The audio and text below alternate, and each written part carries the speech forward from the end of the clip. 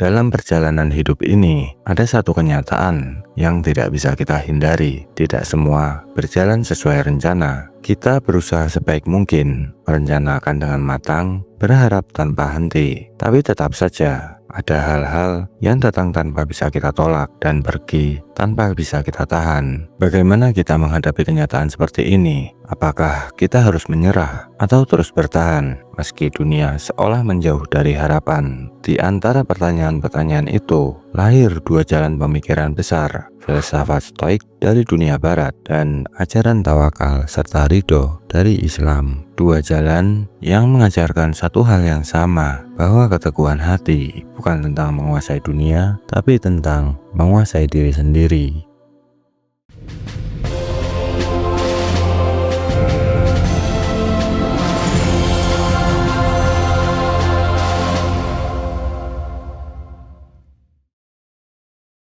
Dalam hidup, ada hal-hal yang datang begitu saja, tanpa kita minta, tanpa kita siap. Kabar buruk, rencana yang gagal, orang-orang yang pergi. Kita tumbuh dengan keyakinan bahwa segalanya bisa kita atur, tapi seiring waktu, kenyataan perlahan mengajarkan tidak semua bisa berjalan sesuai harapan. Di titik inilah banyak orang merasa hancur, bukan hanya karena masalahnya besar, tapi karena hatinya terlalu melekat pada hal-hal yang sebenarnya di luar kendalinya. Filsafat Stoik hadir dari kesadaran itu, bahwa sumber penderitaan manusia seringkali bukan dari peristiwa itu sendiri, tapi dari keinginan kita untuk mengendalikannya. Bagi para pemikir Stoik seperti Epictetus dan Marcus Aurelius, kunci ketenangan bukan pada bagaimana kita bisa menghindari masalah, tetapi bagaimana kita bisa menerima, memahami, dan berdiri teguh meski dunia di sekitar kita tidak bisa kita ubah. Bagi mereka, ada dua hal dalam hidup, hal yang bisa kita kendalikan seperti pikiran, sikap, dan tindakan kita, dan hal yang tidak bisa kita kendalikan seperti cuaca, kematian, penolakan, atau ucapan orang lain.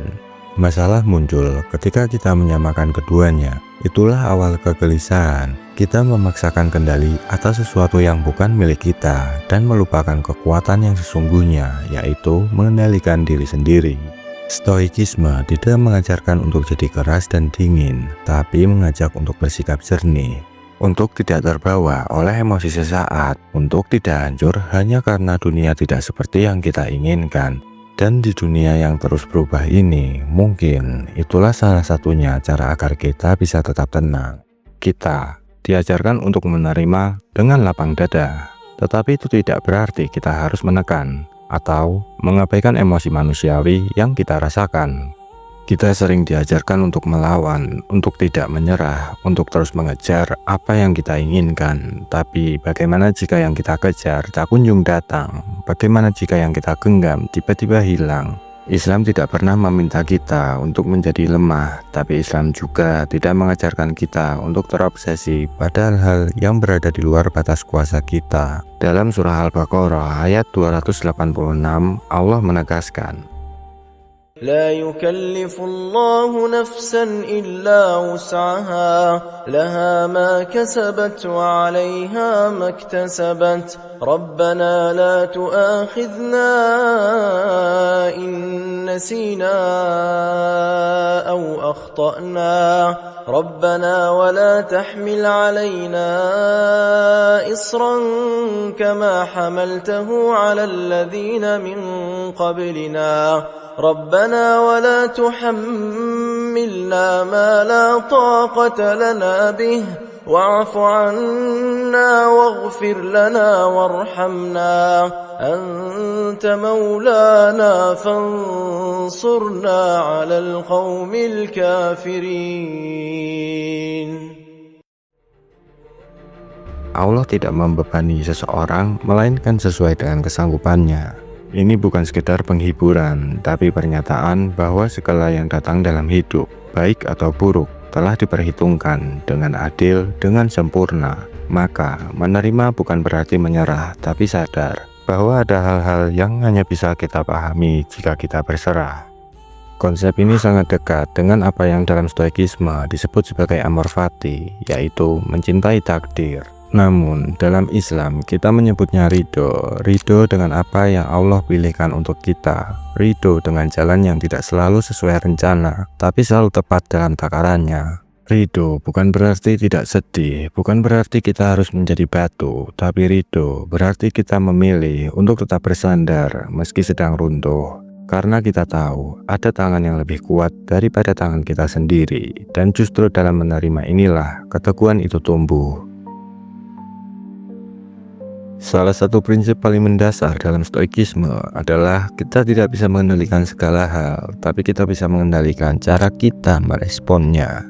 Epictetus, seorang filsuf stoik dari abad pertama, membagi kehidupan menjadi dua hal, hal-hal yang bisa kita kendalikan dan hal-hal yang tidak bisa kita kendalikan. Dan katanya, kunci kebahagiaan adalah memusatkan perhatian pada hal pertama dan melepaskan yang kedua.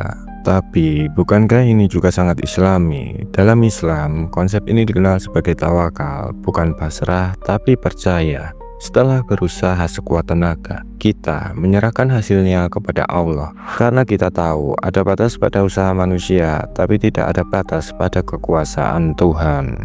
Dalam surah Ali Imran, ayat 159, Allah memerintahkan Rasul-Nya, فَبِمَا رَحْمَةٍ مِّنَ اللَّهِ لِنتَ لَهُمْ وَلَوْ كُنتَ فَظًّا غَلِيظَ الْقَلْبِ لَانفَضُّوا مِنْ حَوْلِكَ فَاعْفُ عَنْهُمْ وَاسْتَغْفِرْ لَهُمْ وَشَاوِرْهُمْ فِي الْأَمْرِ فَإِذَا عَزَمْتَ فَتَوَكَّلْ عَلَى اللَّهِ إِنَّ اللَّهَ يُحِبُّ الْمُتَوَكِّلِينَ.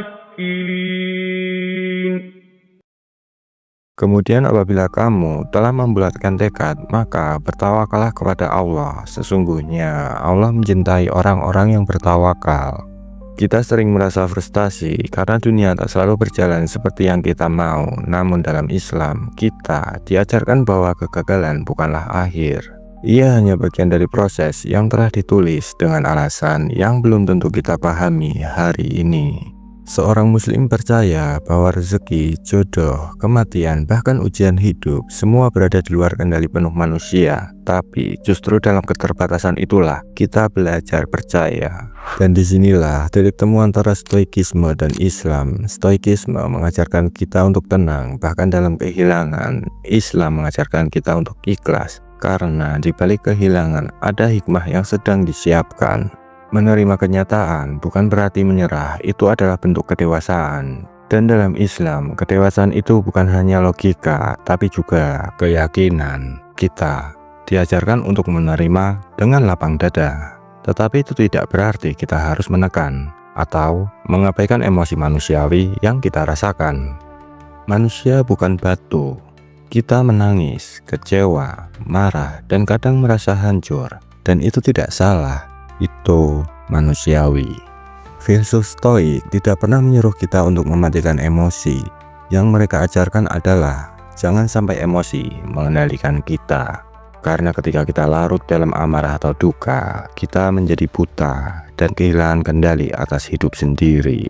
Islam pun tidak pernah menyuruh kita menekan emosi hingga tumpul. Disinilah letak keindahannya. Islam tidak melarang kita menangis. Tapi Islam mengajarkan kita bagaimana berdiri kembali setelahnya. Sesungguhnya bersama kesulitan ada kemudahan. Quran Surah Al-Insyirah ayat 6. Itulah janji Allah bahwa rasa sedih bukan akhir, bahwa duka tak akan kekal, dan bahwa keteguhan hati bukan berarti tak pernah rapuh, tapi selalu tahu jalan untuk bangkit. Disinilah letak keseimbangan yang diajarkan Islam, yang sejalan dengan stoikisme sejati. Bahwa kita boleh terluka, tapi jangan menyerah. Bahwa kita boleh merasa lemah, tapi jangan melupakan bahwa ada yang maha menguatkan. Dan bahwa di balik setiap air mata, ada pintu yang dibuka oleh tangan yang maha lembut. Meskipun kita berusaha untuk mengubah keadaan, ada hal-hal yang tetap di luar kendali kita. Dalam hidup, kita diajarkan untuk berusaha. Kita menanam benih, menyiraminya, menjaga dari hama. Tapi Tumbuh atau tidaknya benih itu bukan sepenuhnya dalam kendali kita. Begitu juga dalam perjalanan hidup ini. Kita berdoa, kita berusaha, kita ikhtiar sekuat tenaga. Tapi hasil akhirnya, diterima atau tidaknya usaha kita, dikabulkan atau tidaknya doa kita, adalah hak prerogatif Allah. Islam mengajarkan satu hal penting. Amal adalah kewajiban kita.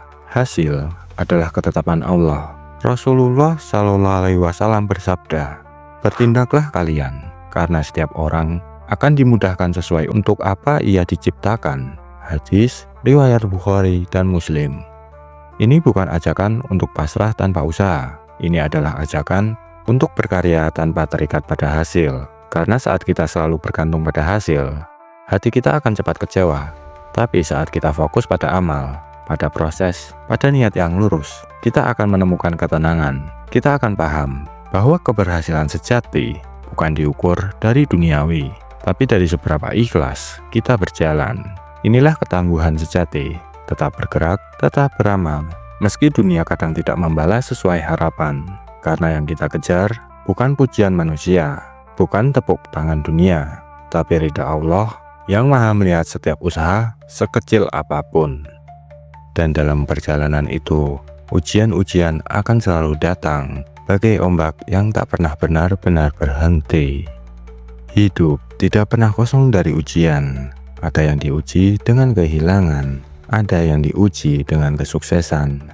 Semua datang silih berganti. Menguji bukan hanya kekuatan tubuh, tapi kekuatan hati. Dalam Islam, kita diajarkan bahwa ujian bukanlah hukuman. Ujian adalah bentuk kasih sayang Allah, karena melalui ujianlah kualitas keimanan seseorang dibuktikan. Allah berfirman, apakah manusia mengira bahwa mereka akan dibiarkan hanya dengan mengatakan, kami telah beriman, dan mereka tidak diuji? Quran Surah Al-Ankabut ayat 2. Keteguhan hati bukan berarti kita tidak pernah merasa sedih, marah, atau takut. Keteguhan hati berarti kita tetap memilih bertahan di jalan yang benar, meskipun rasa sakit itu ada. Seperti para nabi dan orang-orang soleh terdahulu, mereka bukan orang-orang tanpa rasa takut, tapi mereka adalah orang-orang yang meski takut tetap melangkah.